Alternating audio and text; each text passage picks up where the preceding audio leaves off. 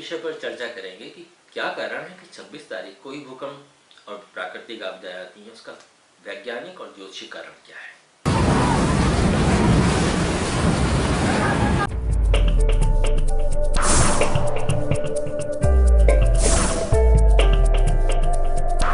अंकशास्त्र अनुसार 26 तारीख में दो अंक हैं, 2 और 6। 2 चंद्रमा का प्रतीक है और 6 शुक्र का। ये दोनों ही जल तत्व के प्रतीक है। लेकिन टोटल 26 जो तारीख है, 2 और 6 जोड़कर 8 अंक बैठता है, वो शनि का है।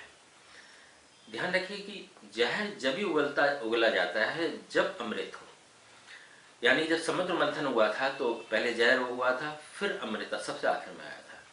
तो जहर और अमृत का संबंध है, दो विपरीत प्रभाव हमेशा साथ चलते हैं।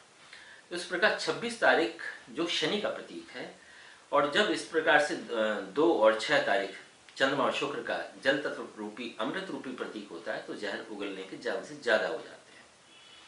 अब भूकंप को देख लें कि भूकंप क्यों आते हैं। देखिए, जब भी कभी लावा जो मंगल का प्रतीक है, पिघला हुआ लोहा तत्व जब मंगल में परिवर्तित हो जाता है, जबकि मंगल नेवले का प्रतीक है और शनि प्रतीक है सर्प का, तब वह लावा अनियंत्रित हो जाता है और पृथ्वी की प्लेटें जब खिसकती हैं तभी भूकंप आता है। इसलिए इसको मोटे तौर पर यह माना जाए कि यदि 26 तारीख जो 26 अक्टूबर यदि उसके योग देखे जाए तो हर्षण, गरकरण और रेवती नक्षत्र उस पर भी पंचक लगे हुए थे और पृथ्वी पर खास तौर से भद्रा का भी वास था। ये सारे नकारात्मक प्रभाव अमृत रूपी सोमवारी शरद पूर्णिमा पर ये हावी हो गए और इस प्रकार से भूकंप आया। ऐसी कोई ना कोई घटना 26 तारीख को होना संभावित इसलिए होता है कि शनि का जहर अमृत रूपी चंद्र और शुक्र रूपी अमृत में बरसता है, यानी कि जहर उगलता है। अब हमारी ये जिज्ञासा होती है कि पहले भी 26 तारीख को भूकंप आदि आते रहे, तो आगे आने वाली भी 26 तारीखों में भूकंप आने की संभावना हो सकती है।